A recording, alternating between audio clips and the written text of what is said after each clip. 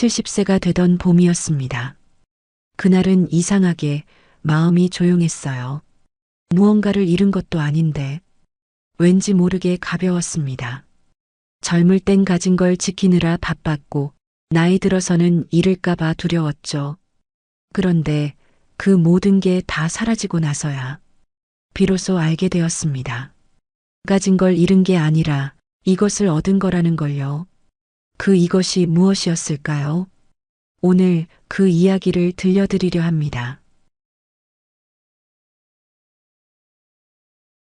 아침 햇살이 커튼 사이로 스며들던 날이었습니다. 70살이 된 그 봄날, 저는 창가에 앉아 차 한 잔을 마시고 있었습니다. 별다른 일정도 없었고 특별히 기다리는 누군가도 없었죠. 그런데 이상했습니다. 마음이 텅 빈 것 같으면서도 동시에 이렇게 가득 차 있었습니다. 아, 이게 평안이구나. 그제야 알았습니다. 젊은 시절 저는 늘 비교하며 살았습니다. 옆집 김씨 내가 새 차를 샀다 하면 우리 차가 초라해 보였고 친구가 강남에 아파트를 샀다 하면 우리 집이 작아 보였습니다. 명절 때면 더했죠. 친척들이 모이는 자리에서 누구네 아들은 대기업에 다니고 누구네 딸은 의사와 결혼했다는 이야기를 들으면 괜히 제 자식들이 부족해 보였습니다. 우리 애들은 왜 저렇게 못할까? 그 한숨이 얼마나 많은 날들을 어둡게 만들었는지 모릅니다. 그러다 보니 제 인생도 놓쳤습니다. 봄에 피는 개나리를 보지 못했고 저녁 노을의 아름다움도 모르고 지나갔습니다. 아이들과 함께 웃을 시간에도 머릿속은 온통 남과의 비교로 가득했죠. 남들은 다 저렇게 사는데 우리만 이 모양이야. 그 생각이 하루하루를 무겁게 만들었습니다. 그러다 60대 후반이 되었을 때 문득 깨달았습니다. 어느 날 오랜만에 만난 친구가 제게 이렇게 말했습니다. 너는 참 좋겠다. 남편도 건강하고 자식들도 다 잘 크고. 그때 저는 깜짝 놀랐습니다. 늘 부족하다고만 생각했는데 누군가는 제 삶을 부러워하고 있었던 거예요. 그날 밤 잠이 오지 않았습니다. 나는 도대체 뭘 한 거지? 남의 인생만 부러워하느라. 정작 내가 가진 것은 보지도 못했네. 그 후로 조금씩 달라졌습니다. 아침에 일어나면 이렇게 말하기 시작했죠. 오늘도 눈을 떴구나. 감사합니다. 작은 것부터 눈에 들어왔습니다. 따뜻한 밥을 먹을 수 있다는 것, 아픈 데 없이 걸을 수 있다는 것, 사랑하는 사람들이 곁에 있다는 것. 그게 바로 제가 쌓아온 행복이었습니다. 이제는 남의 집 차가 좋든 말든 상관없습니다. 우리 차로 장을 보러 가고 가끔 드라이브도 하고 그저 그걸로 충분합니다. 누가 더 큰 집에 산다 해도 마음이 흔들리지 않습니다. 우리 집은 작지만 이곳에 우리 가족의 추억이 있고 이곳에서 아이들이 자랐고 이곳에서 우리가 함께 늙어가고 있으니까요. 그게 바로 우리 집의 가치입니다. 요즘은 산책을 자주 합니다. 동네 공원을 천천히 걷다 보면 계절의 변화가 보입니다. 봄에는 벚꽃이 피고 여름에는 초록이 짙어지고 가을에는 단풍이 물들고 겨울에는 고요한 설경이 펼쳐집니다. 예전엔 이 모든 게 그냥 지나쳤는데 이제는 하나하나가 다 소중합니다. 집착을 놓으니 세상이 이렇게 아름답더군요. 남과 비교하느라 보지 못했던 것들이 이제는 선명하게 보입니다. 그리고 무엇보다 제 마음이 편해졌습니다. 누구를 부러워할 필요도 없고 누구에게 인정받으려 애쓸 필요도 없습니다. 그저 오늘 하루 제가 가진 것에 감사하며 조용히 살아가면 됩니다. 어제 저녁이었습니다. 남편과 함께 저녁을 먹으며 이런 이야기를 나눴습니다. 우리 참 잘 살았지? 그럼 잘 살았지.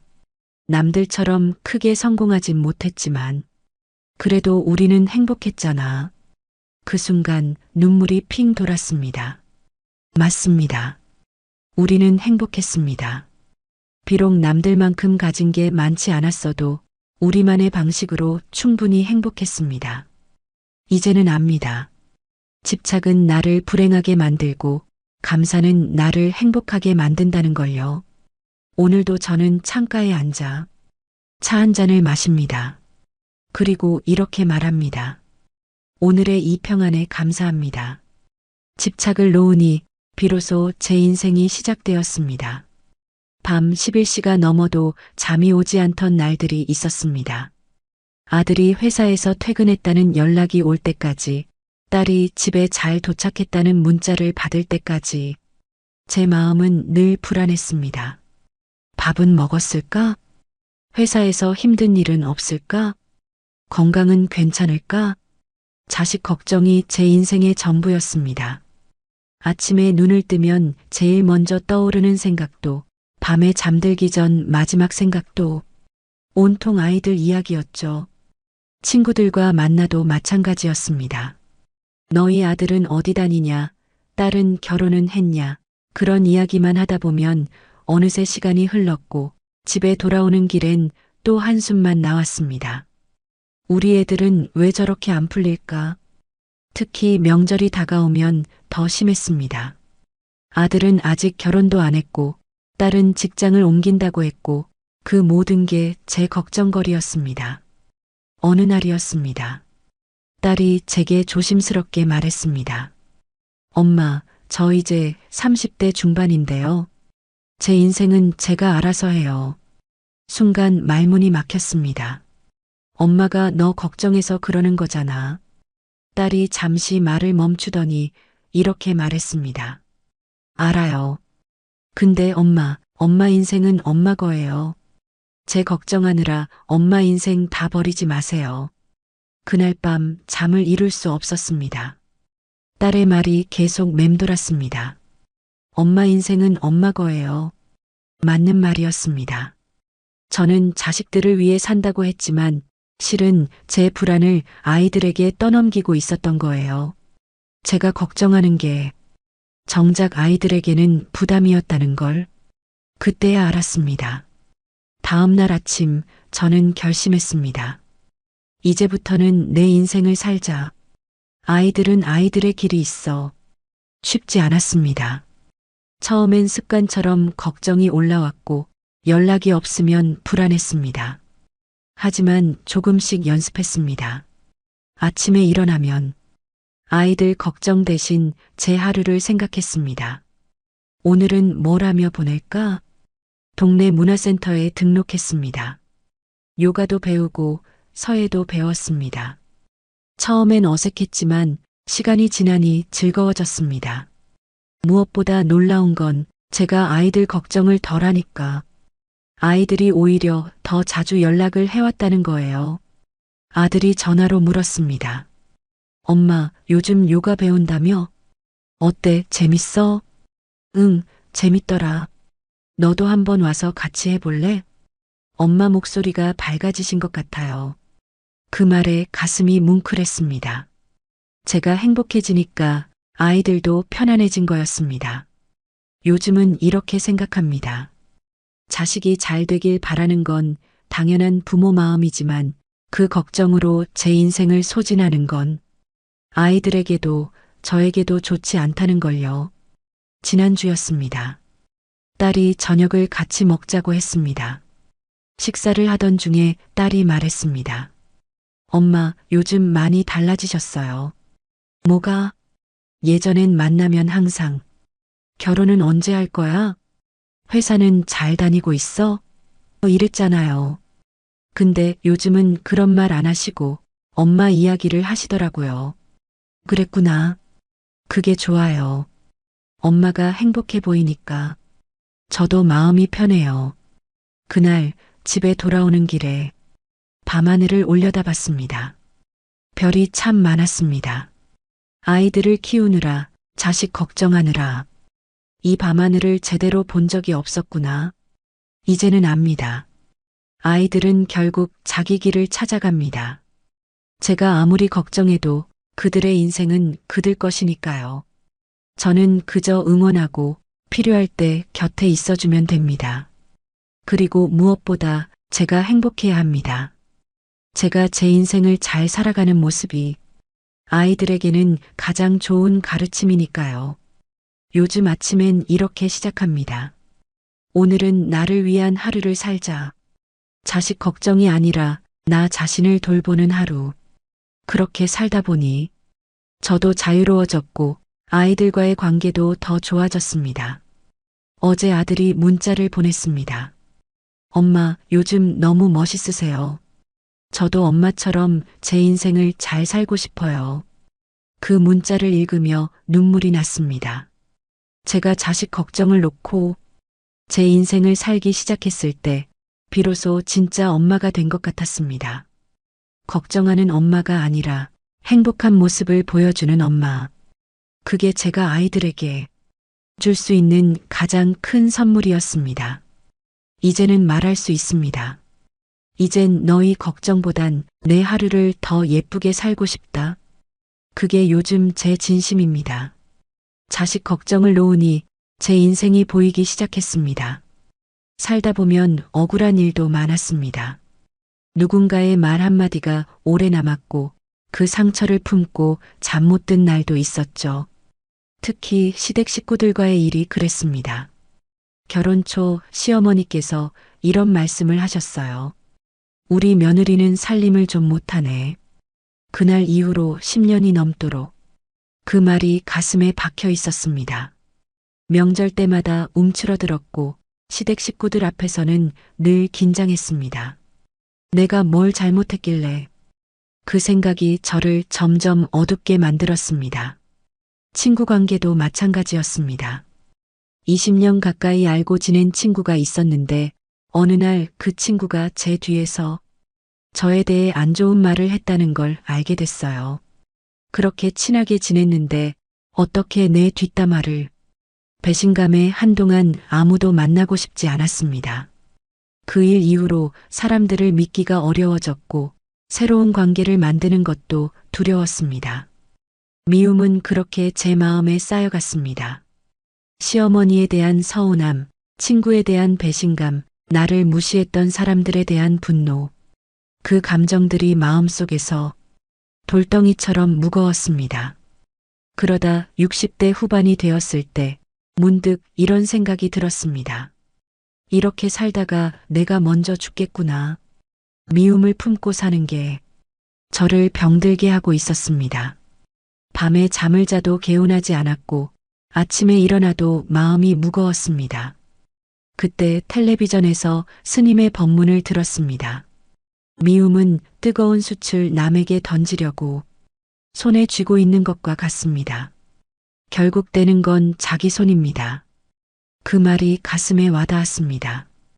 맞았습니다. 제가 미워했던 사람들은 어쩌면 잘 살고 있을지도 몰라요. 하지만 저는 그 미움 때문에 매일 괴로워하고 있었죠. 이제 그만 놓아주자. 나를 위해서라도. 쉽지 않았습니다. 어떻게 그렇게 쉽게 용서할 수 있냐고 스스로에게 되물었습니다. 하지만 이렇게 생각을 바꿨습니다. 용서는 그들을 위한 게 아니라 나를 위한 것이라고. 먼저 시어머니를 떠올렸습니다. 이제는 90세가 넘으신 어머니. 그때 어머니도 서툴었던 거겠지. 시집온 며느리를 어떻게 대해야 할지 몰랐던 거야. 그렇게 생각하니 조금 이해가 됐습니다. 어머니도 완벽한 사람이 아니었던 거죠. 그냥 나이 든 한 사람이었을 뿐. 다음은 친구였습니다. 뒷담화를 했던 그 친구도 아마 자기 나름의 이유가 있었을 거예요. 질투였을 수도 있고 순간의 실수였을 수도 있죠. 사람은 누구나 실수하잖아. 나도 완벽하지 않은데. 그렇게 하나하나 놓아주기 시작했습니다. 신기하게도 미움을 내려놓으니 세상이 달라 보이기 시작했습니다. 길을 걷다가 마주치는 사람들의 얼굴이 예전보다 따뜻해 보였고 공원의 꽃들도 더 예쁘게 느껴졌습니다. 무엇보다 제 마음이 가벼워졌습니다. 아침에 일어나면 오늘도 좋은 하루라는 생각이 들었고 밤에는 편안하게 잠들 수 있었습니다. 몇 달 전이었습니다. 그 친구를 우연히 길에서 마주쳤어요. 예전 같았으면 피했을 텐데 그날은 먼저 다가가서 인사를 했습니다. 오랜만이야. 친구가 깜짝 놀라더니 조심스럽게 물었습니다. 나 화 많이 났었지? 응. 그땐 그랬어. 근데 이제 괜찮아. 미안해. 정말 미안해. 그때 내가 정말 잘못했어. 친구의 눈에 눈물이 맺혔습니다. 이제 다 지난 일이야. 그날 함께 차 한 잔을 마시며 오랜만에 진솔한 대화를 나눴습니다. 집에 돌아오는 길 마음이 정말 편했습니다. 아, 이게 용서의 힘이구나. 용서는 상대를 위한 게 아니었습니다. 나를 자유롭게 하기 위한 거였어요. 미움의 무게에서 벗어나 가볍게 날아오르기 위한.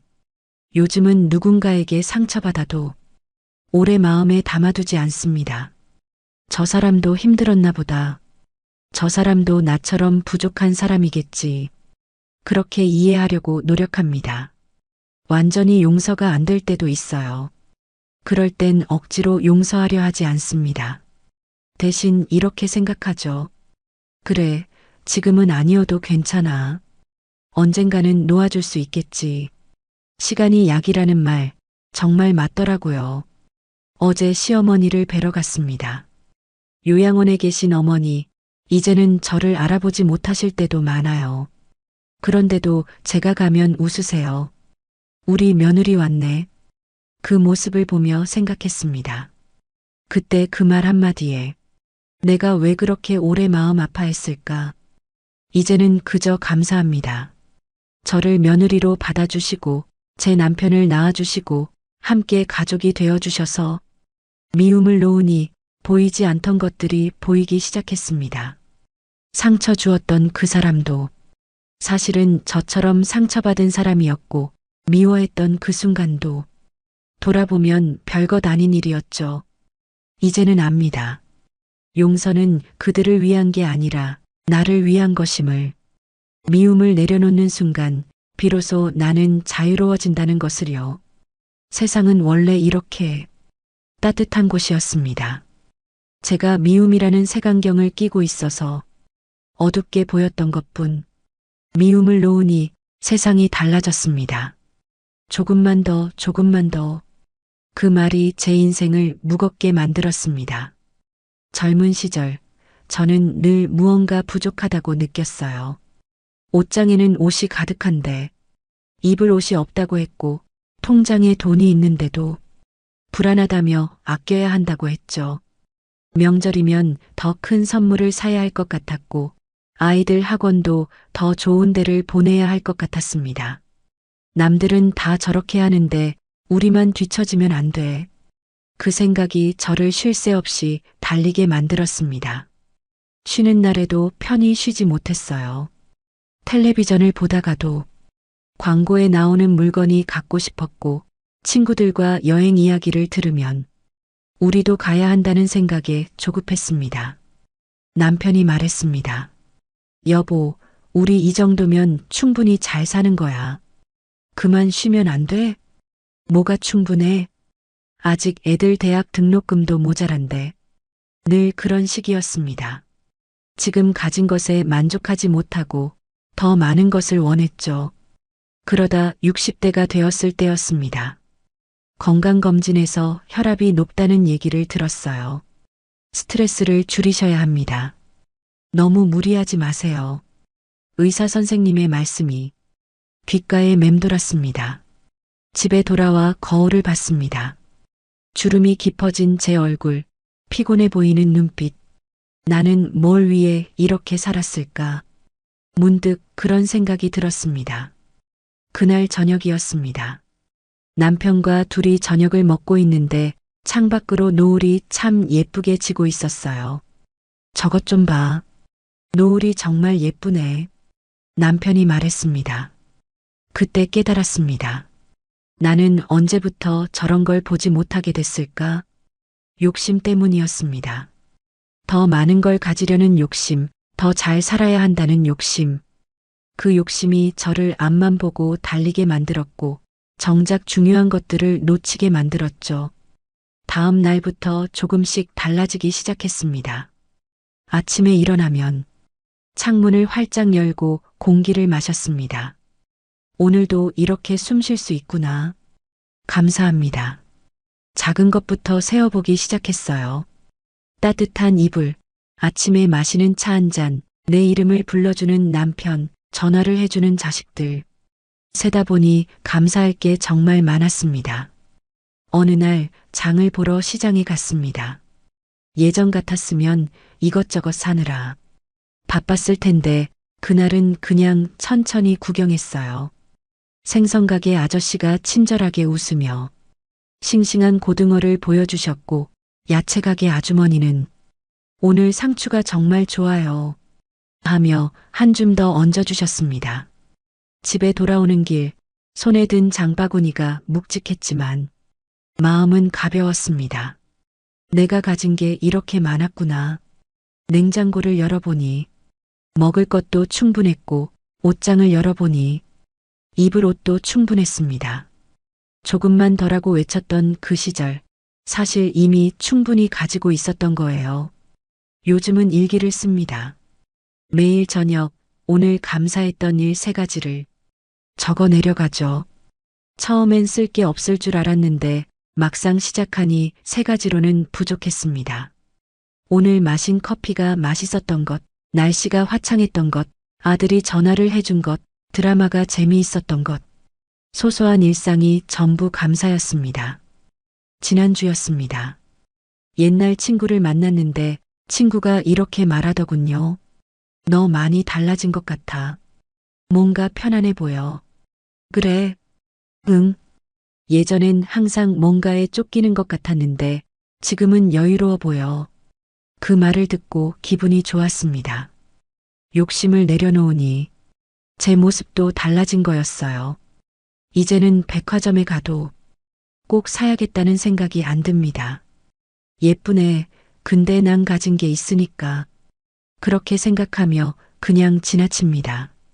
신기하게도 필요한 것만 사니까 오히려 돈이 모이더라고요. 그리고 무엇보다 마음이 평안해졌습니다. 며칠 전이었습니다. 손녀가 놀러 왔는데 제 방을 둘러보더니 이렇게 말했어요. 할머니 방은 왜 이렇게 정리가 잘 돼 있어요? 필요한 것만 두고 나머지는 다 정리했거든. 부러워요. 저도 할머니처럼 살고 싶어요. 그 말에 웃음이 나왔습니다. 예전에 저라면 손녀에게 이것저것 사주느라 바빴을 텐데 지금은 그냥 함께 앉아 차 한 잔 마시며 이야기 나누는 게 더 좋습니다. 할머니, 행복해 보여요. 손녀가 말했습니다. 응, 행복해. 가진 게 많아서가 아니라 가진 것에 감사할 줄 알게 돼서 요즘 아침마다 이렇게 기도합니다. 오늘 하루도 감사합니다. 더 바라지 않겠습니다. 지금 이대로 충분합니다. 욕심을 놓으니 세상이 이렇게 풍요로웠습니다. 더 많은 걸 가지려 애쓸 필요가 없었어요. 지금 가진 것들을 세어보니 이미 제 삶은 충분히 풍요로웠으니까요. 오늘 따뜻한 이불, 차 한 잔의 여유, 내 이름을 불러주는 사람 하나. 그게 바로 제가 쌓아온 행복이었습니다. 욕심을 놓으니 감사가 보이기 시작했습니다. 모든 인연이 영원하진 않더군요. 가깝던 사람도 어느 날엔 자연스럽게 멀어졌습니다. 20년 넘게 알고 지낸 친구가 있었습니다. 매주 만나서 수다 떨고 명절이면 음식도 나눠 먹고 서로의 집안일까지 다 아는 사이였죠. 그런데 몇 년 전부터 연락이 뜸해지기 시작했어요. 처음엔 바빠서 그런가 보다 했습니다. 요즘 바쁘지? 괜찮아, 나중에 봐. 그렇게 위로하며 기다렸죠. 하지만 시간이 지나도 친구는 먼저 연락하지 않았습니다. 제가 먼저 전화를 걸어도 통화는 짧았고 만나자는 말에는 항상 핑계가 있었어요. 요즘 좀 바빠서 다음에 시간 될 때 그러다 어느 순간 저도 연락하지 않게 됐습니다. 서운했습니다.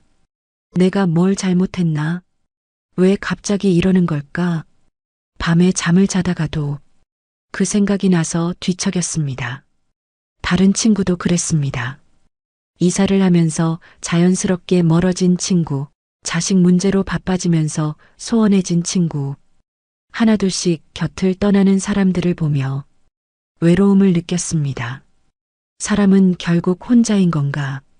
그런 생각이 들 때도 있었죠. 그러다 어느 날 오래된 앨범을 정리하고 있었습니다. 젊은 시절 사진들이 가득했어요. 그 속에는 지금은 연락하지 않는 수많은 사람들의 얼굴이 있었습니다. 학창 시절 친구들, 직장 동료들, 이웃 사람들. 그 순간 깨달았습니다. 아, 인연은 원래 이런 거구나. 머무를 만큼만 머물고 그리고 자연스럽게 떠나는 것. 억지로 붙잡는다고 그 사람이 다시 가까워지는 게 아니라는 걸요. 남편이 말했습니다. 사람 일은 알 수 없는 거야.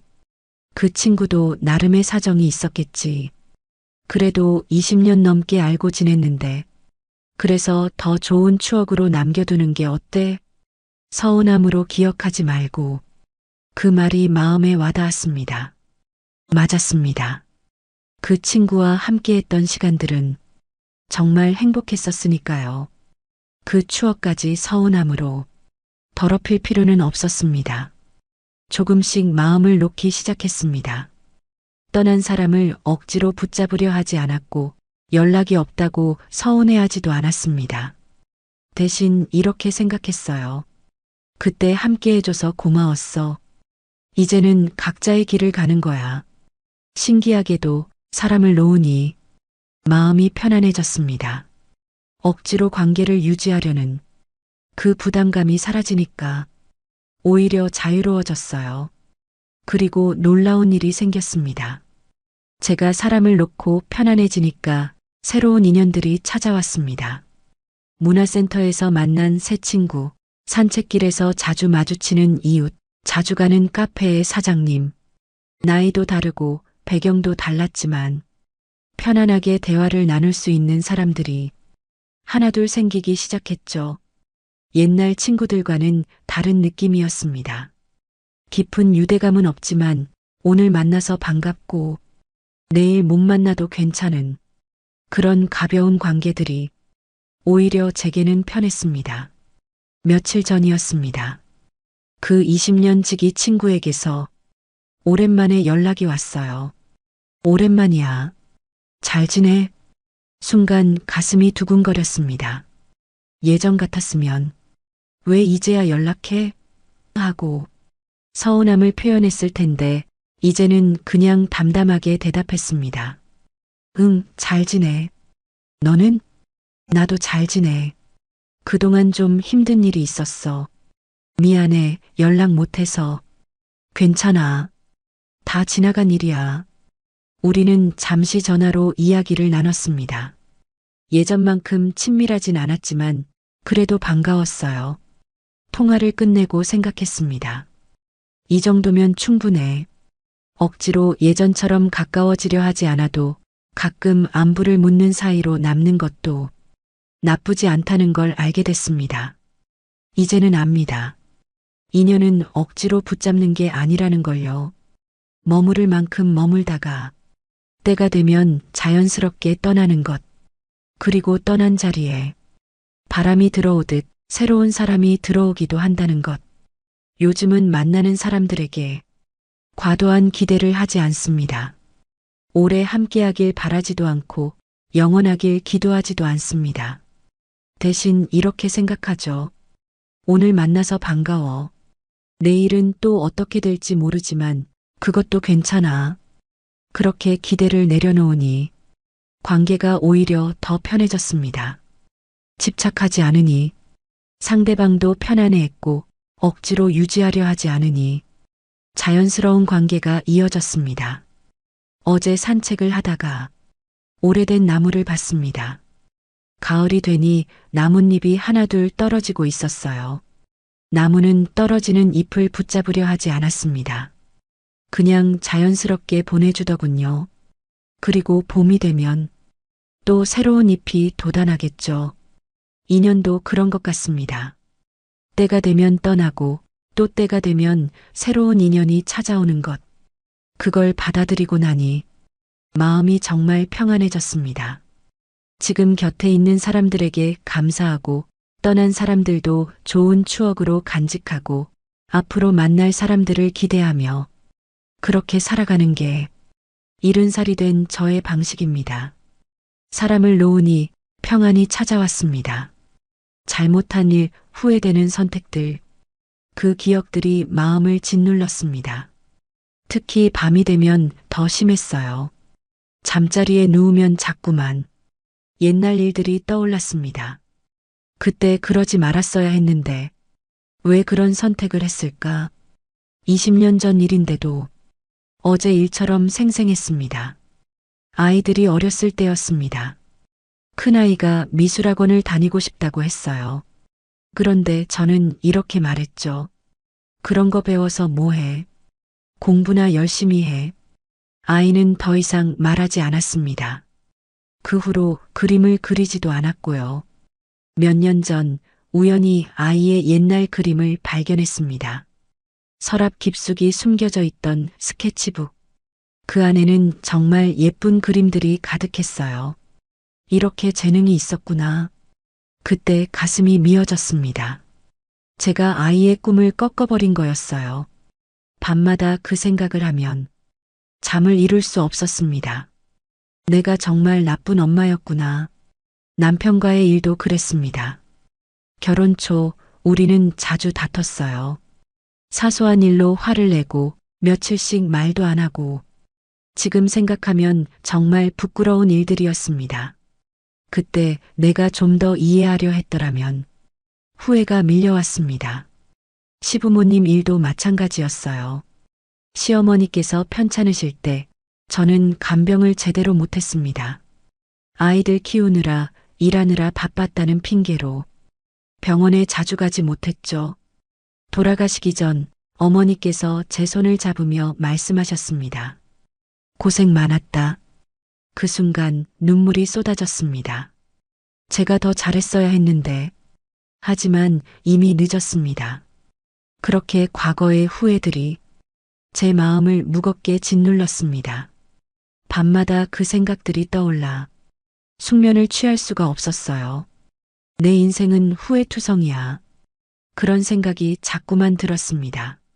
그러다 어느 날 딸과 통화를 하게 됐습니다. 요즘 제가 우울해 보인다며 걱정하는 목소리였어요. 엄마, 무슨 일 있어요? 아니야. 그냥 옛날 생각이 나서. 또 그러시네. 엄마, 과거는 이미 지나간 일이잖아요. 하지만 내가 너희한테 잘못한 게 너무 많아서. 딸이 잠시 말을 멈추더니 이렇게 말했습니다. 엄마, 저는 엄마가 최선을 다했다고 생각해요. 완벽하진 않았어도 그때의 엄마는 그게 최선이었잖아요. 그 말에 가슴이 뭉클했습니다. 정말 그렇게 생각해? 네. 저도 이제 어른이 되고 보니 완벽한 부모는 없더라고요. 다들 서툴게 살아가는 거예요. 통화를 끝내고 한참을 생각했습니다. 딸의 말이 맞았습니다. 그때의 저는 정말 최선을 다했어요. 아이들을 먹이고 입히고 재우느라 하루하루가 전쟁 같았습니다. 미술학원을 보내주지 못한 것도 제가 나빠서가 아니라 경제적 여유가 없었기 때문이었죠. 남편과 싸웠던 것도 서로가 서툴렀기 때문이었습니다. 결혼 초 우리는 서로를 이해하는 법을 몰랐어요. 시간이 지나면서 조금씩 배워나갔고 지금은 정말 좋은 부부가 됐잖아요.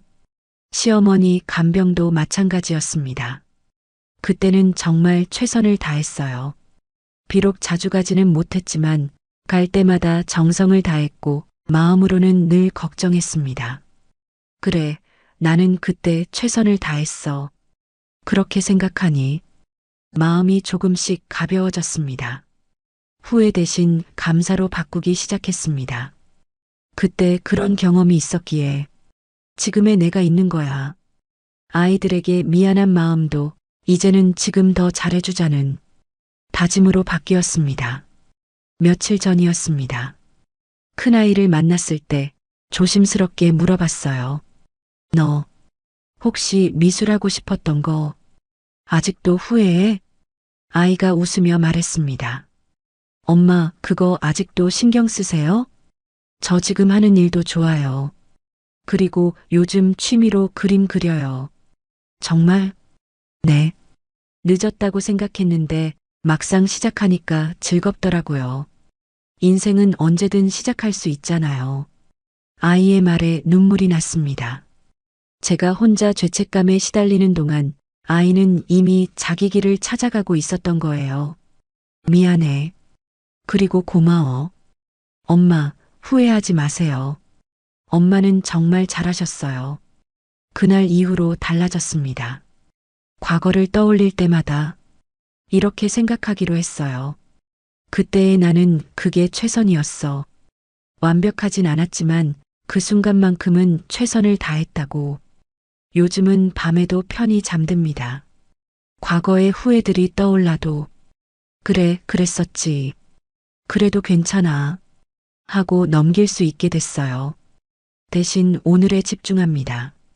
어제는 바꿀 수 없지만 오늘은 내가 만들어갈 수 있으니까요. 어제 남편과 산책을 했습니다. 당신 요즘 많이 밝아졌어. 그래? 응. 예전엔 자꾸 옛날 얘기하며 한숨 쉬었는데 요즘은 안 그러더라고. 과거는 놓아주기로 했어. 지금이 더 소중하니까. 남편이 제 손을 꼭 잡았습니다. 그래, 우리 이제 남은 시간 행복하게 살자. 응, 그러자. 과거를 놓으니 비로소 오늘이 보이기 시작했습니다. 후회로 가득했던 어제가 아니라 가능성으로 가득한 오늘. 지금 이 순간이 제 인생의 가장 소중한 시간입니다. 집착도, 미움도, 욕심도 놓고 나니 남은 건 나였습니다. 그동안 제가 뭘 하며 살았는지 돌아보게 됐어요. 자식을 위해, 남편을 위해, 시댁을 위해, 남들의 시선을 위해, 늘 누군가를 위해 살았습니다. 제 마음은 뒷전이었죠. 아침에 일어나면 가장 먼저 가족들 챙기기 바빴고 저녁에 잠들기 전에도 내일 뭘 해야 하나 걱정했습니다. 정작 나는 어디에도 없었어요. 거울을 보면 낯선 얼굴이 보였습니다. 이 사람이 누구지? 주름진 얼굴, 지쳐 보이는 눈빛. 언제부터 이렇게 늙었을까요? 아니, 언제부터 나를 잃어버렸을까요? 어느 날이었습니다. 혼자 카페에 앉아 있는데 젊은 직원이 물었습니다. 어머니, 뭐 드실래요? 뭐가 맛있어요? 요즘 아메리카노 많이 찾으시던데요. 그럼 그걸로 주세요. 커피를 받아들고 앉았습니다. 한 모금 마시는데 문득 이런 생각이 들었어요. 나는 정말 아메리카노를 좋아하나? 모르겠더군요. 내가 뭘 좋아하는지, 뭘 싫어하는지, 어떤 게 나를 행복하게 하는지 평생을 살아왔는데 나를 모르고 있었습니다. 집에 돌아와 남편에게 물었습니다. 당신, 내가 뭘 좋아하는지 알아? 갑자기 왜? 드라마 보는 거? 아니면 꼭 가꾸는 거? 맞아. 그런데 나는 진짜 그게 좋아서 하는 걸까? 남편이 이상하다는 듯 쳐다봤습니다. 왜 갑자기 그런 생각을? 그냥 나에 대해 잘 모르는 것 같아서 그날 밤 종이를 꺼내 적어봤습니다. 나는 누구인가? 나는 무엇을 좋아하는가? 나는 어떤 사람이 되고 싶은가? 백지를 보다가 한참을 멍하니 있었습니다. 70년을 살았는데 나에 대해 쓸 게 없다니 눈물이 났습니다. 나는 평생 누구로 살았던 걸까? 그날 이후로 조금씩 달라지기 시작했습니다. 아침에 일어나면 제일 먼저 제 기분을 살폈습니다. 오늘 나는 어떤 기분이지? 오늘 나는 뭘 하고 싶지? 처음엔 어색했습니다. 평생 남을 먼저 생각하다가 갑자기 나를 생각하려니 마음이 불편했어요. 하지만 연습했습니다. 작은 것부터 시작했죠. 커피숍에 가면 메뉴판을 천천히 봤습니다. 오늘은 뭐가 마시고 싶지? 라떼도 마셔보고 카푸치노도 마셔보고 때로는 녹차도 마셔봤습니다. 그러다 발견했어요. 제가 정말 좋아하는 건 따뜻한 우유라는 걸요. 사소한 발견이었지만 신기하게 기뻤습니다. 아, 나는 이걸 좋아하는구나. 옷을 살 때도 달라졌습니다. 예전엔 남들이 뭐라 할까 신경 쓰며 무난한 색만 골랐는데 이제는 제가 입고 싶은 걸 골랐어요. 밝은 노란색 블라우스, 화사한 꽃무늬 스카프. 이 나이에 이런 옷을? 속으로 걱정하는 소리가 들렸지만 무시했습니다. 내가 좋은데 뭐 어때? 신기하게도 나를 찾아가니까 사람들이 칭찬하더라고요. 어머니, 오늘 옷 예쁘네요. 요즘 얼굴이 밝아지셨어요. 제가 행복하니까 그게 겉으로 드러난 거였습니다. 요즘은 혼자만의 시간을 가집니다. 일주일에 한 번은 카페에 앉아 책을 읽거나 그냥 멍하니 창밖을 바라봅니다. 남편이 물었습니다. 혼자 뭐하러 가? 그냥 나만의 시간이 필요해서. 외롭지 않아? 아니, 오히려 좋아. 나와 마주할 수 있는 시간이거든. 처음엔 남편도 의아해했지만 이제는 이해하는 것 같아요. 며칠 전이었습니다. 딸이 집에 왔을 때 제 방을 보더니 이렇게 말했습니다. 엄마, 방이 많이 달라졌네요? 응, 좀 바꿨어. 벽에는 제가 좋아하는 그림을 걸었고 책상에는 작은 화분을 놓았습니다. 서랍장 위에는 제가 좋아하는 향초도 있었죠. 예쁘다. 완전 엄마 스타일이에요. 내 스타일이 뭔지 이제 알겠어. 딸이 웃으며 말했습니다. 엄마, 요즘 정말 행복해 보여요. 뭔가 온전히 엄마인 것 같달까? 그 말이 정확했습니다. 이제 저는 온전히 나였습니다. 누군가의 엄마도, 누군가의 아내도, 누군가의 며느리도 아닌 그냥 나 자신. 70년 만에 비로소 나를 만난 기분이었습니다. 어제 아침이었습니다. 거울 앞에 서서 제 얼굴을 봤습니다. 주름은 깊어졌고 머리엔 흰머리가 가득했지만 눈빛이 달랐어요. 예전처럼 지쳐 보이지 않았습니다. 오히려 평온하고 뭔가 단단해 보였어요. 거울 속 나에게 말했습니다. 고생 많았어. 이제 너를 위해 살자. 그리고 웃었습니다. 지금 생각하면 제가 잃었다고 생각한 것들, 집착, 미움, 욕심, 과거, 그것들은 사실 제가 가진 게 아니었어요. 오히려 저를 짓누르고 있던 무거운 짐들이었죠. 그 짐들을 내려놓고 나니 비로소 진짜 나를 찾을 수 있었습니다. 이제는 압니다. 내가 평안해야 세상이 따뜻하다는 걸요. 나를 사랑해야 남도 사랑할 수 있다는 걸요. 70년 만에 얻은 깨달음이지만 늦지 않았다고 생각합니다. 앞으로 남은 시간 온전히 나로 살아갈 테니까요. 오늘도 창가에 앉아 따뜻한 우유를 마십니다. 그리고 이렇게 말합니다. 오늘도 나로 살 수 있어서 감사합니다. 가진 걸 잃은 게 아니라 나 자신을 되찾은 것이었습니다. 결국 나는 나를 얻었습니다. 이제는 느리게 걷습니다. 급할 것도 쫓길 것도 없으니까요. 인생은 결국 비워야 채워지는 길이더군요. 집착도 미움도 욕심도 놓고 나니 비로소 보였습니다. 지금 이 순간이 내 인생의 가장 가벼운 시간이라는 것을요. 70년을 살아왔지만 진짜 제 인생은 지금부터 시작입니다. 남은 날들을 천천히 고요하게 채워가려 합니다. 그리고 매일 이렇게 말하려 합니다. 오늘도 나로 살 수 있어서 감사합니다. 남편은 국민연금 70만 원, 저는 기초연금 35만 원을 받습니다. 우리 두 사람의 한 달 수입은 105만 원 남짓이에요. 오래된 집 한 채, 버스 2번 갈아타야 하는 마을. 그래도 손주가 오면 꼭 용돈 3만 원씩은 챙겨줍니다. 그렇게 살아가는 게 가능할까요? 매달 25일 아침이 되면 제 휴대폰이 먼저 알림 소리를 냅니다. 국민연금 입금, 기초연금 입금, 이 두 줄의 문자 메시지가 저희 부부에게는 한 달의 시작이고 어쩌면 이달을 버틸 수 있는 희망 같은 겁니다. 그날은 이상하게도 잠이 일찍 깨집니다. 평소보다 조금 더 부지런해지고 커피 대신 보리차를 데워 마시며 남편이 깰 때까지 식탁에 앉아 화면을 봅니다. 통장에 찍히는 숫자 105만 원. 늘 똑같은 금액이지만 그 숫자를 볼 때마다 마음은 쿵 내려앉습니다. 이번 달도 무사히 시작됐구나. 그 생각이 들면 숨을 한번 고르고 작은 미소가 납니다. 남편은 아직 이불 속에서 천천히 기침을 하며 일어납니다. 허리 때문에 바로 일어나지 못하지요. 들어왔어요.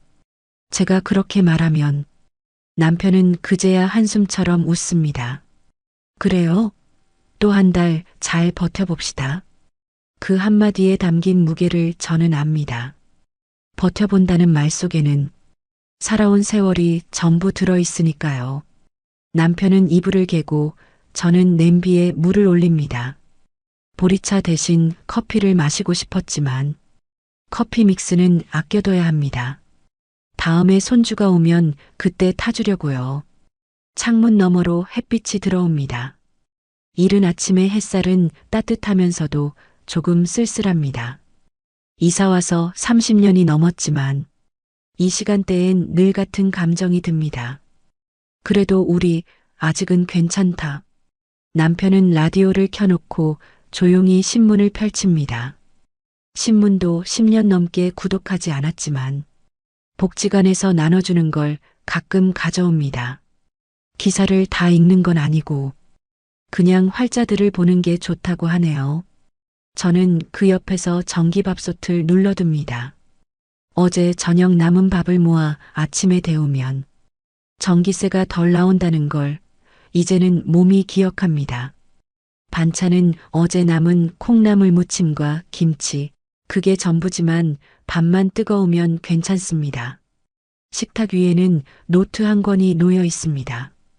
연금이 들어오면 바로 꺼내는 공책이에요. 표지는 낡고 모서리는 닳았지만 그 안에 적힌 숫자들이 저희 삶의 기록입니다. 국민연금 70만 원, 기초연금 35만 원. 그 아래에는 한 달 동안 써야 할 돈들이 빽빽하게 적혀 있죠. 식비, 공과금, 약값, 교통비, 통신비. 그중 어느 것도 빼기 어렵습니다. 남편은 밥을 먹으며 공책을 한번 보고 말합니다. 이걸로 괜찮을까요? 괜찮아요. 조금만 아끼면 돼요. 그렇게 대답하면서도 마음 한쪽은 늘 조마조마합니다. 그래도 저는 이 시간만큼은 늘 감사한 마음으로 시작합니다. 돈이 들어왔다는 사실보다 아직 연금을 받을 수 있다는 게 얼마나 다행인지요. 예전에는 돈을 벌기 위해 몸을 움직였지만 이제는 그저 잘 버티는 것이 벌이라는 생각이 듭니다. 남편이 말없이 밥그릇을 내려놓습니다. 당신이 고생이 많아요.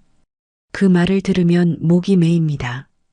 이 나이쯤 되면 사랑이란 게 꼭 크고 대단한 게 아니라 그저 서로를 위하는 말 한마디인 것 같습니다. 밥을 다 먹고 나면 저는 설거지를 하고 남편은 텃밭을 보러 나갑니다. 이때 저는 다시 휴대폰을 열어 통장을 확인합니다. 잔액은 여전히 105만 원.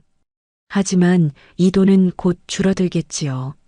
며칠 후 전기세와 수도세가 빠져나가고 약국과 병원에서 카드값이 찍히면 남는 건 많지 않습니다. 그럼에도 불구하고 이날만큼은 마음이 편합니다. 다시 시작할 수 있다. 그 기분 하나로 한 달을 버팁니다. 남편이 문을 열고 나가며 말합니다. 오늘 날이 좋네요. 텃밭 좀 둘러보고 올게요. 저는 대답합니다. 네, 천천히 다녀오세요. 넘어지지 말고요. 그의 뒷모습을 보며 생각합니다.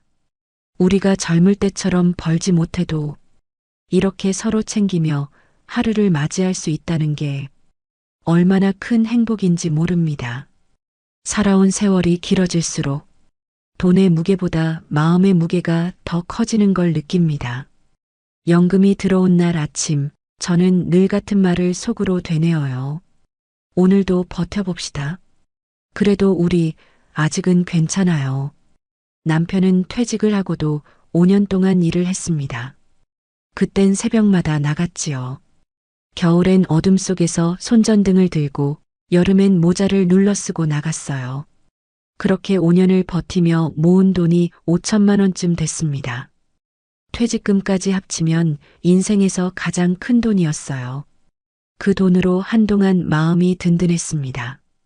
통장에 숫자가 많으면 그 자체로 힘이 되거든요. 그땐 저도 조금은 여유가 있었습니다. 마트에서 과일 한 봉지 사는 게 망설여지지 않았고 손주 생일이면 장난감 하나쯤은 사줄 수 있었죠. 남편은 그때를 떠올리며 가끔 웃었습니다. 그때는 나도 사람 구실 좀 했지. 그 말을 들을 때마다 마음이 짠했습니다. 이젠 허리 때문에 하루 종일 서 있는 일은 상상도 못 하거든요. 퇴직 후 5년 동안 일해서 모은 5천만 원은 조금씩, 아주 조금씩 줄어들었습니다. 집 보일러가 고장나면 기사님을 불렀고 비새는 지붕은 남편이 직접 손봤지만 자재비가 들어갔어요. 병원비도 매달 10만 원씩 나갔습니다. 자식 결혼식에는 그래도 부모 체면상 아들에겐 1,000만 원, 딸에겐 500만 원을 보탰습니다. 그렇게 쓰다 보니 5천만 원은 어느새 절반도 안 되었습니다. 지금은 통장에 2천만 원 남짓이 전부예요. 그 금액이 저희 부부의 마지막 비상금입니다. 남편은 그 돈을 안전줄이라고 불러요. 그거 건드리면 큰일 나요. 그 말에는 농담이 없습니다. 실제로 그 돈을 손대면 마음이 불안해집니다. 그래서 저희는 연금 105만 원으로 한 달 생활비를 모두 해결합니다. 비상금은 절대 손대지 않아요. 그게 저희의 규칙이에요. 가끔 친척들이 말합니다. 아직 건강하신데 일 좀 더 하시지 그래요? 그럴 때마다 저는 그냥 웃습니다. 사람들은 나이가 들면 의지만 있으면 다 할 수 있다고 생각하지만 몸이 아프면 그게 얼마나 어려운 일인지 모릅니다. 남편은 허리 디스크가 심해서 오래 서 있지 못하고 저는 무릎이 아파서 장시간 걷지를 못합니다. 예전엔 복지관 봉사도 나갔는데 요즘은 버스 2번만 타도 다리가 퉁퉁 붓습니다. 일할 수 있으면 나갔죠.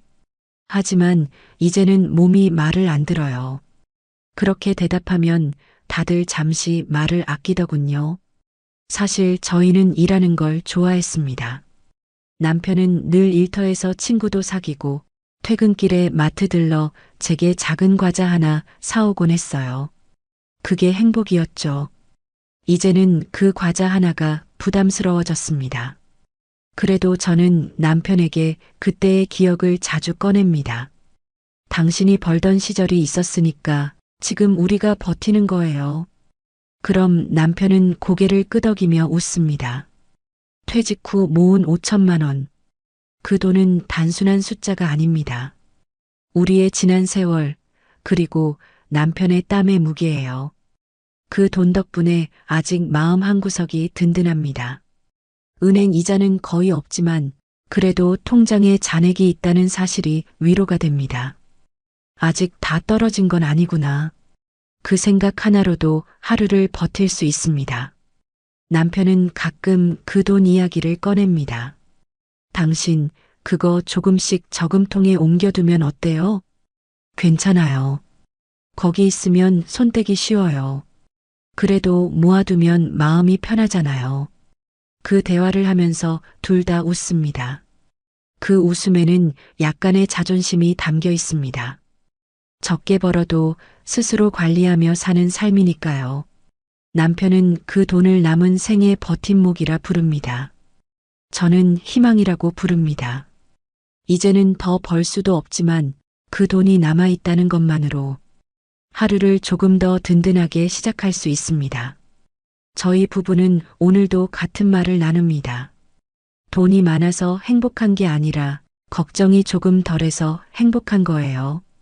그 말이 참 맞는 말 같습니다. 돈이 우리를 부자로 만들어주진 않지만 마음을 가라앉게는 해줍니다. 그리고 그 마음으로 오늘도 버텨봅니다. 내일도 그 다음 달도 연금이 들어오는 날이면 저는 늘 공책을 꺼냅니다. 표지가 닳고 모서리가 일어난 작은 노트예요. 그 안에는 저희 부부의 한 달이 들어 있습니다.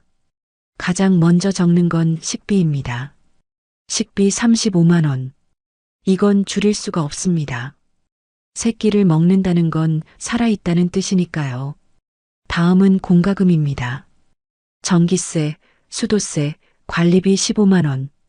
요즘엔 전기세가 자꾸 올라서 한여름엔 20만 원이 넘기도 합니다. 그래서 여름에는 에어컨을 거의 켜지 않습니다. 부채질로 버티고 찬물로 세수하며 더위를 견딥니다. 그 다음은 약값. 약값 10만 원.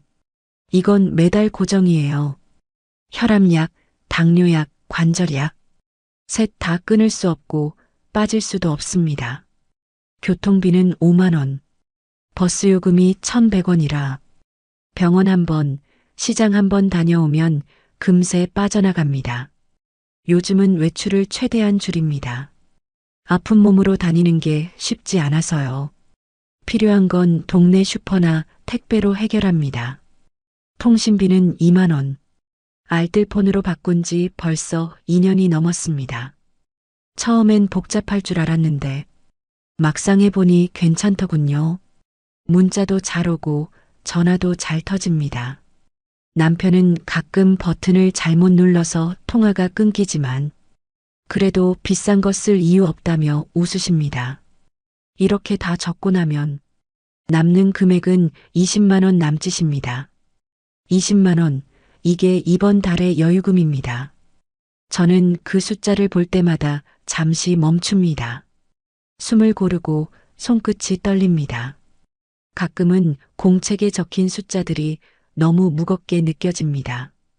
줄 하나, 숫자 하나마다 이걸 줄일 수 있을까? 다음 달엔 더 나올 텐데 이런 생각이 꼬리를 물지요.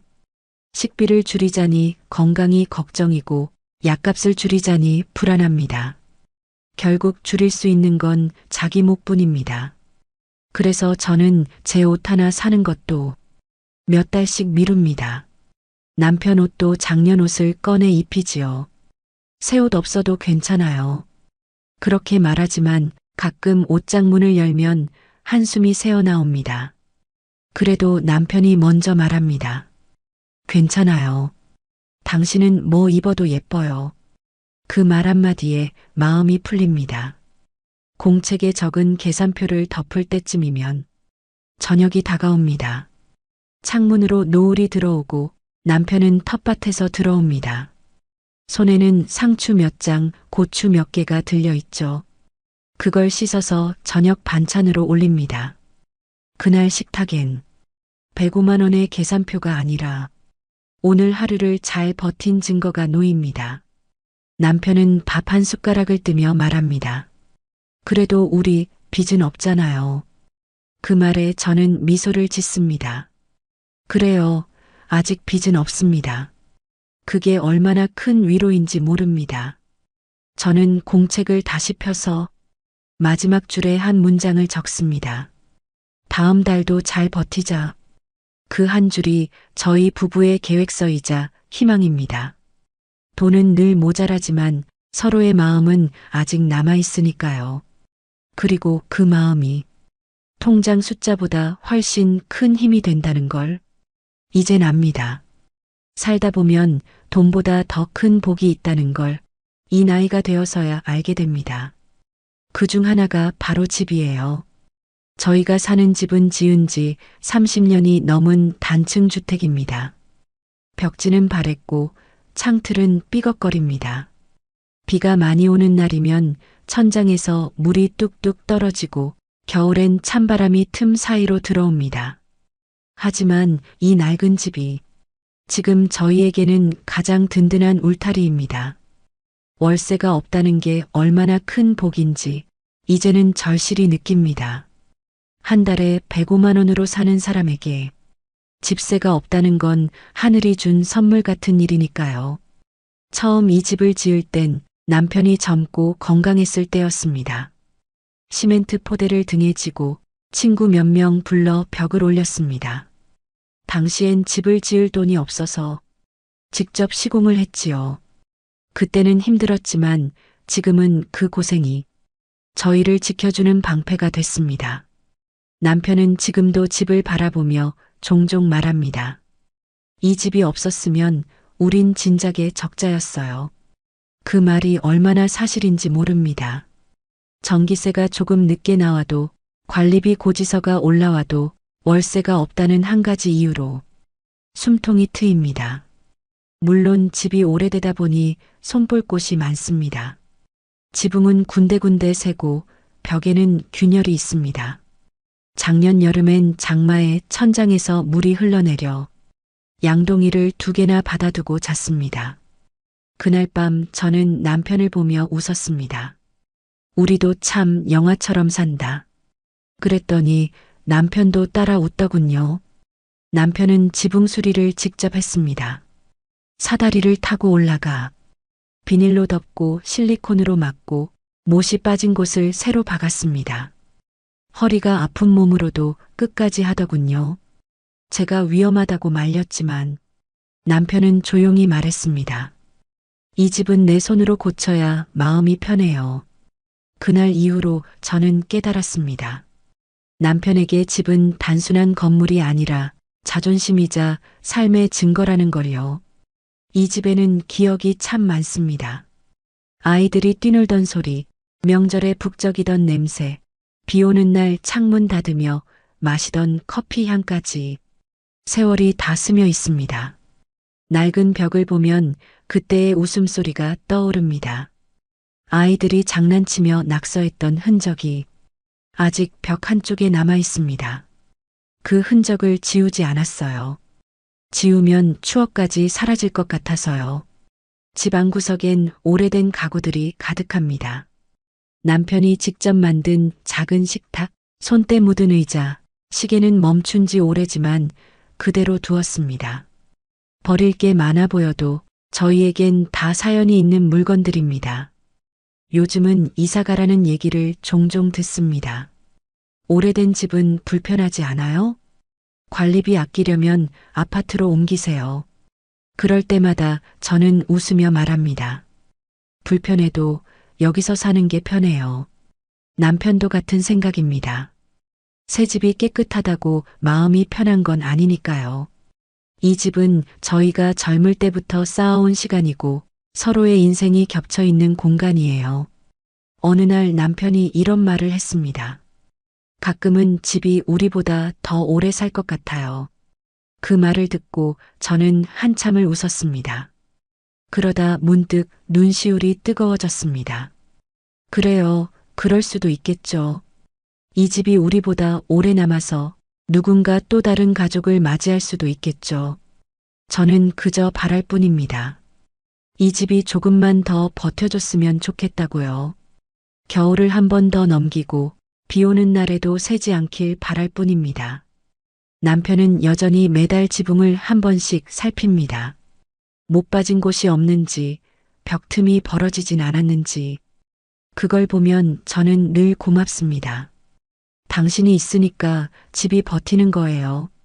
그럼 남편은 웃으며 말합니다. 아니에요. 당신이 있으니까 내가 버티는 거지. 비가 오고 바람이 불고 세월이 흘러도 이 낡은 집은 우리를 품어줍니다. 언젠가 이 집도 무너질 날이 오겠지만 그날이 와도 후회는 없을 겁니다. 우리가 가진 건 많지 않지만 그래도 지붕 있는 집에서 둘이서 밥을 먹고 잠을 잘 수 있다는 게 이 나이에 가장 큰 축복이니까요. 저는 오늘도 잠자리에 들기 전 낡은 천장을 올려다보며 속으로 중얼거립니다. 고맙다, 우리 집아. 내일도 잘 부탁해. 가끔은 주변 사람들이 묻습니다. 아직 젊으신데 뭐라도 일하시면 좋잖아요. 그 말을 들으면 저는 웃음이 납니다. 젊다고요? 이제 70이 넘었는데요. 예전엔 그 말이 부담스러웠습니다. 그래, 나도 뭔가 해야 하지 않을까? 하지만 이젠 그냥 흘려듣습니다. 하고 싶어도 이제는 몸이 말을 안 들어요. 남편은 허리 디스크가 심해서 조금만 서 있어도 다리에 통증이 내려옵니다. 퇴직 후에도 5년을 버텨가며 일했는데 그게 몸을 다 망가뜨렸습니다. 이제는 서 있는 것보다 앉아 있는 게 더 힘들어요. 남편이 그렇게 말했을 때 저는 아무 말도 못했습니다. 그동안 얼마나 버텼는지 다 알거든요. 저도 마찬가지입니다. 무릎 관절염 때문에 계단을 오르내리기 힘들고 장시간 서 있으면 금세 종아리가 부어오릅니다. 예전엔 시장 구경을 좋아했는데 이젠 잠깐만 걸어도 다리가 후들거립니다. 그래도 복지관 봉사라도 하세요. 누가 그렇게 말했지만 그건 마음만 있으면 되는 일이 아니었습니다. 아침마다 허리를 펴는 것도 조심스러운 몸으로 남의 짐을 들고 서서 일하는 건 불가능하죠. 남편은 요즘 텃밭에 물을 주는 것도 쉽지 않다고 말합니다.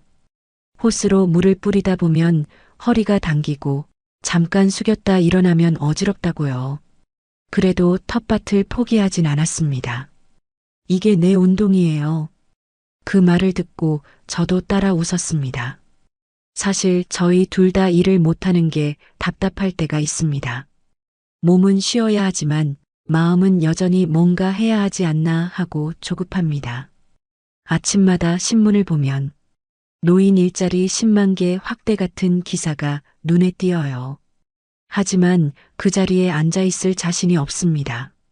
출근만 해도 하루가 다 쓸려나갈 것 같아요. 남편은 예전엔 손이 참 부지런했습니다. 망가진 전등을 갈고 고장난 시계를 고치고 동네 할머니들이 도와달라 하면 늘 나가서 손을 봤죠. 지금은 그 일도 못합니다. 손이 저리고 작은 나사 하나 돌리기도 힘들다고 합니다. 나도 내 몸을 고치고 싶은데 그 말을 듣고 마음이 아팠습니다. 저도 예전엔 반찬 가게에서 잠깐 일한 적이 있습니다. 서서 하루 종일 채소를 다듬고 손님이 오면 웃으며 인사하고 하루 끝엔 발이 퉁퉁 부어 있었지만 그래도 좋았습니다. 사람들과 어울리고 내 손으로 번다는 게 뿌듯했거든요. 그때 벌던 돈이 한 달에 40만 원 정도였습니다. 지금 생각하면 큰 돈은 아니지만 그때는 세상을 다 가진 것 같았습니다. 이젠 그때의 체력도 손에 힘도 없습니다. 칼을 오래 쥐면 손가락 관절이 욱신거리고 고무 장갑을 끼면 손목이 저립니다. 요리하다가 허리를 펴면 뚝 하는 소리가 납니다. 그럴 때마다 생각합니다. 이제는 일할 수 없구나. 남편은 그 말을 자주 하지 않습니다. 하지만 가끔 식탁에 앉아 창밖을 보며 말없이 손을 모읍니다. 그 표정을 보면 알 수 있습니다. 일할 수 없는 게 얼마나 속상한지요. 돈이 아까운 게 아니라 나 자신이 쓸모없어진 기분이에요. 남편이 그렇게 말했을 때 저는 눈물이 났습니다. 그렇게 생각하지 마요. 당신이 벌어온 걸로 우리가 지금 이렇게 사는 거예요. 그 말에 남편은 고개를 숙이며 조용히 웃었습니다. 일은 멈췄지만 살아가는 일은 계속되고 있습니다. 저는 여전히 밥을 하고 설거지를 하고 빨래를 넣습니다. 남편은 텃밭에 물을 주고 전등을 점검합니다. 작은 일이지만 그게 우리 하루의 일입니다. 가끔 생각합니다. 이게 노동이지, 뭐 따로 노동이 있을까? 돈은 벌지 않지만 하루를 꾸려가는 게 얼마나 큰 일인지, 이제는 몸으로 압니다. 젊었을 땐 일하는 게 당연했고, 그걸로 자존심을 세웠습니다. 하지만 지금은 일을 하지 않아도 존재의 의미를 느끼는 법을 배우고 있습니다. 오늘도 남편은 창밖을 보며 말합니다. 그래도 내일은 나을지도 몰라요. 그 말이 위로가 됩니다. 일을 다시 할 수 있지 않아도 그 마음만큼은 여전히 살아있거든요. 저희는 오늘도 하루를 버팁니다. 일을 못해도 벌이가 없어도 서로가 옆에 있다는 이유 하나로 이 집에서 이 삶을 살아갑니다. 매달 약값만 10만 원이 나갑니다. 혈압약, 당뇨약, 관절약이 식탁 위에 줄지어 있습니다.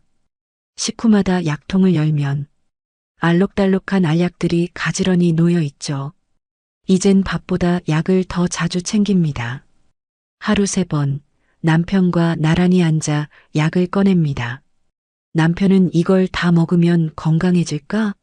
하며 웃고 저는 안 먹으면 바로 아프잖아요. 하며 웃습니다. 그 웃음 사이로 잠깐의 침묵이 스칩니다. 그게 우리의 식후 풍경이 되었습니다. 병원 대기실은 늘 붐빕니다. 저마다 약봉투를 들고 자신의 이름이 불리길 기다립니다. 기다리는 동안 남편은 혈압을 재고 저는 보험증을 만지작거리며 창밖을 봅니다. 유리창 너머로 햇빛이 스며들면 그날은 그걸로 위안이 됩니다. 진료가 끝나면 약국에 들러 약을 타옵니다. 한 달치 약값은 늘 비슷합니다. 10만 원. 적게 느껴질 수도 있지만 105만 원으로 한 달을 사는 사람에겐 큰 돈입니다. 그걸 계산대 앞에서 내밀 때마다 손끝이 조금 떨립니다. 요즘 약값도 다 올랐어요. 약사님이 그렇게 말하면 저는 그저 고개만 끄덕입니다. 비싼 줄 알지만 안 살 수도 없으니까요. 아프지 않으려면 먹어야 합니다. 남편이 어느 날 이런 말을 했습니다. 약값은 아프지 않게 사는 세금이라 생각해요. 그 말을 듣고 한참을 가만히 있었습니다. 정말 그렇습니다. 아프지 않게 하루를 버티는 데가 그게 바로 약값이니까요. 젊을 땐 병원비가 이렇게 무서울 줄 몰랐습니다. 그땐 아프면 병원 가면 됐고 약을 먹으면 낫는다고 믿었습니다. 하지만 지금은 다릅니다. 완치가 아니라 유지의 싸움이죠. 약을 끊으면 금세 몸이 무너집니다. 병원에서는 늘 같은 말이 돌아옵니다. 혈압은 약으로 잡고 있네요. 당 수치도 유지되고 있습니다. 그 말이 칭찬처럼 들리지만 사실은 계속 약을 드세요라는 뜻이라는 걸 압니다. 이제는 낫는 게 아니라 버티는 게 목표가 되었어요. 가끔은 약봉투를 정리하다가 한숨이 나옵니다. 아침, 점심, 저녁 칸마다 빽빽이 채워진 약들. 남편 약, 내 약, 그리고 비상약. 서랍 속에 늘어놓으면 작은 약국 같습니다. 약 이름도 다 외웠어요. 로수바스타틴, 글리메피리드, 암로디핀. 이제는 의사 이름보다 약 이름이 더 익숙합니다. 한 번은 남편이 장난처럼 말했습니다. 우리 약으로 도미노 쌓을 수 있겠다. 그 말에 저도 웃었습니다. 하지만 웃음 뒤엔 쓸쓸함이 남습니다. 이게 노년의 일상이구나. 이제는 인정할 수밖에 없어요. 병원비도 만만치 않습니다. 진료비, 검사비, 주사비. 어떤 날은 2만 원, 어떤 날은 3만 원이 훌쩍 나갑니다. 감기라도 걸리면 한 달 예산이 흔들립니다. 그래서 요즘은 조금 아파도 참습니다. 괜찮겠지. 그 말이 버릇처럼 입에 붙었어요. 남편은 늘 제게 말합니다. 병원은 꼭 가요. 아픈 걸 참으면 더 커져요. 그 말에 저는 대답하지 않습니다. 남편도 알거든요. 그 말이 말처럼 쉽지 않다는 걸. 가끔은 약을 먹으며 생각합니다. 이 약들이 나를 살리는 걸까? 아니면 그냥 시간을 늘려주는 걸까? 하지만 금세 생각을 멈춥니다. 어떤 이유든 오늘을 버틸 수 있다면 그걸로 충분하니까요. 요즘은 약을 먹는 시간도 일과처럼 여겨집니다. 아침엔 혈압약, 점심엔 당뇨약, 저녁엔 관절약. 식탁 위 약통은 시계처럼 하루의 리듬을 만듭니다. 약을 꺼내며 저는 늘 속삭입니다. 오늘도 고맙다. 약 덕분에 아직 걷고 말하고 밥을 먹을 수 있으니까요. 밤이 되면 식탁 위에 남은 약봉투를 가지런히 정리합니다. 그리고 다음날 먹을 약을 미리 챙겨둡니다. 남편은 옆에서 묻습니다. 이 약들은 언제까지 먹어야 할까? 저는 조용히 대답합니다. 언제까지든 우리 살아있는 동안은. 그 말에 남편이 고개를 끄덕입니다. 그 장면을 보며 문득 생각합니다. 병원비와 약값이 부담스러워도 이렇게 함께 버티는 하루가 있다는 게 다행이라고. 그래요. 약값은 세금 같아요. 삶을 조금이라도 더 누리기 위한 세금. 아프지 않게 살아가는 대가로. 우리가 내는 마지막 월세 같은 겁니다. 그리고 저는 오늘도 약을 삼키며 다짐합니다. 내일도 모레도 이 삶을 조금 더 버티겠다고요. 그게 우리에게 남은 싸움이자 감사이기도 하니까요. 한 달에 한 번 손주들이 오는 날이면 며칠 전부터 마음이 들뜹니다. 그날이 가까워질수록 냉장고 문을 열어보고 식탁 위를 정리하고 장바구니를 챙깁니다. 마트까지는 걸어서 15분 거리. 무릎이 시큰거리지만 괜찮습니다. 손주들 얼굴을 볼 생각에 발걸음이 가벼워집니다. 장을 보며 제일 먼저 담는 건 떡이에요. 찹쌀떡, 인절미, 송편까지. 요즘 애들은 이런 거 안 먹는다고들 하지만 우리 손주들은 유난히 잘 먹습니다. 다음은 과자. 할머니, 이거 맛있어요. 하던 말이 귀에 남아서 늘 같은 브랜드를 고릅니다. 그리고 사과, 귤, 바나나도 한 봉지씩 담습니다. 혹시 몰라서라며 과일을 하나둘 담다 보면 카트가 금세 가득 차지요. 남편은 계산대 앞에서 묻습니다. 이 정도면 충분하지 않을까? 저는 고개를 저으며 말합니다. 그래도 혹시 더 먹고 싶을 수도 있잖아요. 그 말에 남편은 미소 짓습니다. 그 미소엔 말보다 많은 이해가 담겨 있습니다. 장을 보고 돌아오면 그날부터는 손주 맞이 준비가 시작됩니다. 이불을 털고 장난감을 닫고 작은 방엔 늘 새 시트와 베개를 깔아둡니다. 그 방은 손주들이 오면 놀이터가 되고 손주들이 가면 조용한 빈 방이 됩니다. 손주들이 도착하는 날 아침 남편은 일찍부터 마당을 쓸고 있습니다. 빗자루를 잡은 손이 느리지만 꼼꼼합니다. 먼지라도 있으면 애들 기침할까봐. 그 말에 저는 웃습니다. 아직도 손주들만 생각하면 남편 얼굴이 젊어집니다. 차가 마당 앞에 도착하면 가장 먼저 들려오는 건 아이들의 웃음소리입니다. 할머니, 할아버지, 그 소리 하나에 피로가 다 풀립니다. 남편은 허리를 굽혀 아이들을 맞이하고 저는 손에 묻은 밀가루를 털며 부엌에서 나옵니다. 그날은 늘 분주합니다. 손주들은 집안을 뛰어다니고 남편은 뒤를 따라다니며 장난감을 주워 담습니다. 식탁 위엔 미리 끓여둔 된장국과 계란말이 그리고 김이 모락모락 나는 밥이 올라갑니다. 아이들이 맛있다 며 밥을 먹는 모습이 무슨 잔치라도 열린 듯 마음을 환하게 밝힙니다. 식사를 마치면 남편은 조용히 방으로 들어가 서랍에서 작은 봉투를 꺼냅니다. 그 안엔 미리 준비해둔 용돈이 들어 있습니다. 이번에도 똑같이 3만 원씩 남편은 손주들 주머니에 슬쩍 넣어줍니다. 아이들은 아직 그 돈의 의미를 모르지만 그 손길은 늘 따뜻하게 기억될 겁니다. 그 돈을 아껴도 되지만 남편은 꼭 챙깁니다. 돈은 모자라도 마음은 넉넉해야지요. 그 말이 참 남편답습니다. 한평생 그렇게 살아왔으니까요. 있는 돈보다 마음을 먼저 나누며 손주들이 가는 날이면 집안이 고요해집니다. 장난감이 어질러진 거실, 식탁 위에 남은 작은 손자국. 저는 그걸 정리하면서 괜히 눈가가 뜨거워집니다. 또 언제 오려나? 남편이 말하자 저는 대답합니다.